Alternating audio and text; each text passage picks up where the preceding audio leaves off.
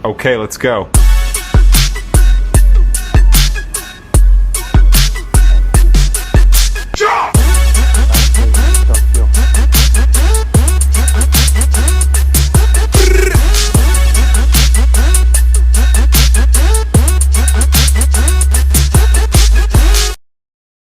Harga diesel kini menghimpit petani kecil, khususnya pesawah yang berdepan peningkatan kos operasi harian.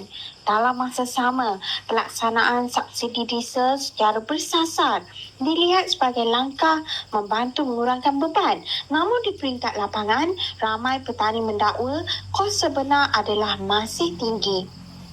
Antara kos yang meningkat termasuk penggunaan jentera, upah menuai serta kos pengangkutan hasil ke pasaran sekaligus memberi tekanan langsung kepada keuntungan mereka.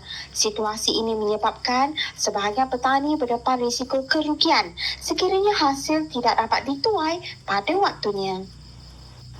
Dalam perkembangan terbaru, sebahagian pesawah memberi amaran akan berhenti mengusahakan sawah sekiranya isu kenaikan harga diesel terus berlabutan tanpa penyelesaian segera. Mereka memaklumkan kos operasi yang semakin meningkat termasuk upah jentera dan logistik kini tidak lagi seiring dengan pulangan hasil sekaligus menjejaskan kelangsungan aktiviti penanaman padi. Jika keadaan ini berterusan, ia berpotensi memberi kesan kepada pengeluaran padi tempatan serta bekalan makanan negara dalam jangka sederhana. Sehubungan itu, pelbagai pihak menggesa agar langkah segera dan lebih menyeluruh diambil bagi memastikan kebajikan pesawah terus terpelihara serta sektor pertanian negara tidak terjejas. Yo minasan konnichiwa, apa kabar semua? Assalamualaikum warahmatullahi wabarakatuh. Kembali lagi dengan Garuda Japan. Tidak lupa kita ucapkan salam ye what's up untuk pakcik makcik di Malaydes sana.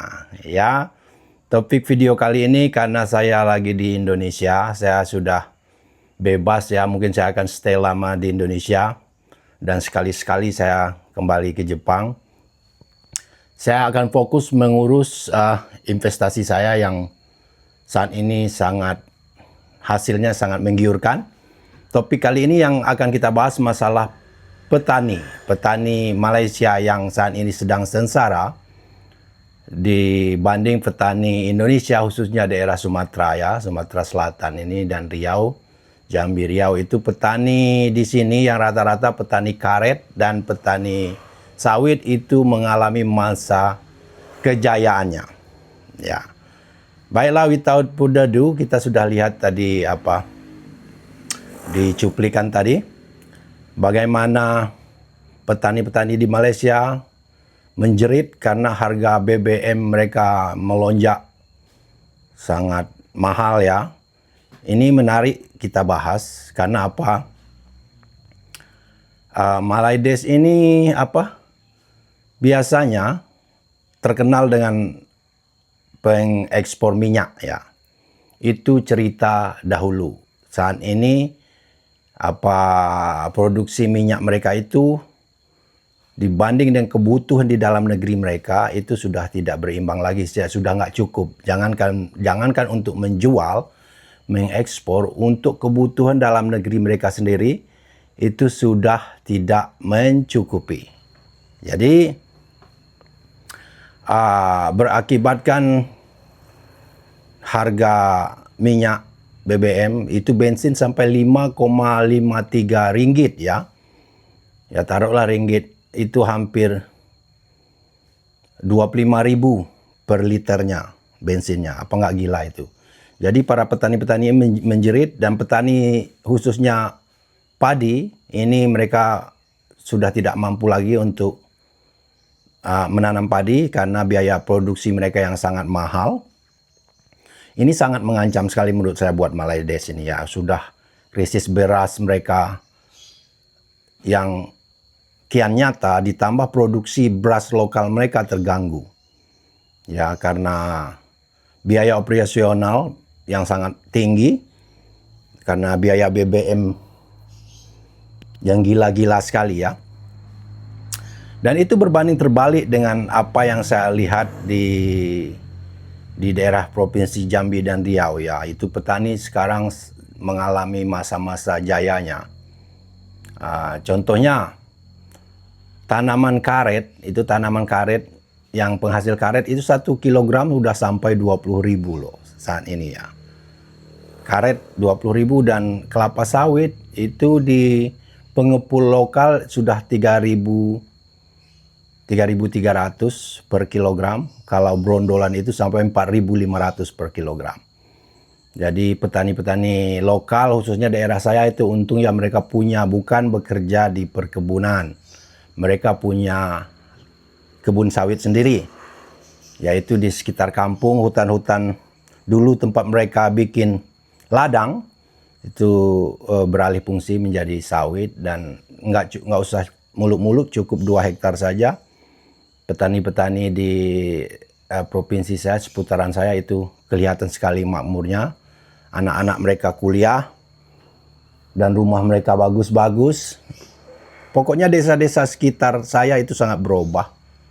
Rumah mereka permanen, keramik, dan saya melihat betapa makmurnya ya orang-orang sekitar kampung saya. Dan investasi saya selama ini alhamdulillah berhasil memberikan hasil. ROI-nya sungguh sangat menggiurkan ya. Itu sudah rata-rata sudah balik modal dan sekarang menikmati keuntungannya. Dan saya menikmati masa-masa freedom saya sudah tidak terikat harus kerja bangun pagi 9 to 5 job istilahnya. Yaitu bangun mulai jam 9 sampai jam 5, enggak lagi.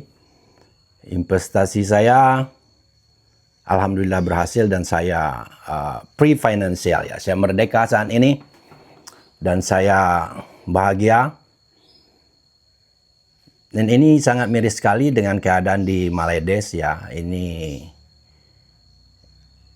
karena BBM begitu, petani-petani khususnya petani padi ini yang bahayanya. Petani padi di sana mau berhenti memproduksi padi. Ini menurut saya sangat berbahaya buat stok beras mereka ya. Dan banyak hal yang menarik sempat saya lupakan ini. Saya melihat konflik Win1 Nur dengan Wibro. Wibro yang begitu bangganya akan menutup semua channel kontra narasi Indonesia. Ini sangat menarik menurut saya. Begitu overconfident Wibro ini dan mengaku-ngaku punya teman di YouTube. Jadi secara nggak langsung dia ini kalau istilah modernnya power abuse. Mencoba menggunakan kekuasaannya, kekuatan teman-temannya untuk mengancam channel-channel kontra narasi. Nanti kita bahas. Pada dasarnya channel-channel kontra narasi Indonesia itu ya mengkontra narasi, tidak membuat narasi. Narasinya sudah ada dulu dari Maledes. Jadi ini bukti dari perlawanan bangsa Indonesia atas klaim-klaim dan hinaan-hinaan khususnya netizen Maledes selama ini. Ini sangat menarik, nanti kita bahas. Yang kita bahas ini betapa makmurnya petani-petani Indonesia menurut saya saat ini compare ya dibanding dengan khususnya Maledes lah dulu ya. Kita lihat tadi banyak sekali video-video sebenarnya kita lihat petani mereka akan berhenti menanam padi. Dan sementara Indonesia sudah swasembada padi ya, pangan ya. Padi kita melimpah mungkin bisa diekspor. Ini salut sama Pak Menteri Amran ya. Oke, itu saja video kali ini. Saya akan bikin upload singkat-singkat saja. Saya lagi lihat badan saya tanning. Saya terjun langsung di perkebunan saya. Alhamdulillah saya punya berapa itu sekitar 10 orang karyawan sekarang. Mereka freelance karyawannya, nggak tetap. Karena banyak kebun-kebun masyarakat pribadi di sini mereka bisa kerja freelance. itu lebih menguntungkan buat mereka. Saat ini susah sekali mencari tenaga kerja. Bagi yang ingin bekerja di perkebunan karet, itu ada PT Wana Mukti. PT Wana Mukti Wisesa. Coba aja melamar di sana ya. Kalau orang-orang sekitar kampung saya sudah tidak tertarik jadi karyawan, karena mereka sudah makmur menjadi pekebun, mereka punya kebun sendiri dan sudah begitu tertarik lagi ya untuk jadi karyawan. Oke, begitu saja. Thank you for tune in. Saya akan upload lebih sering saat situasi sudah stabil. Saya masih sibuk urus sana urus sini saat ini ya. Banyak kebun saya di 1, 2, 3, 4 tempat. Jadi saya harus ke sana kemari saat ini. Oke, thank you. See you next time. Bye-bye.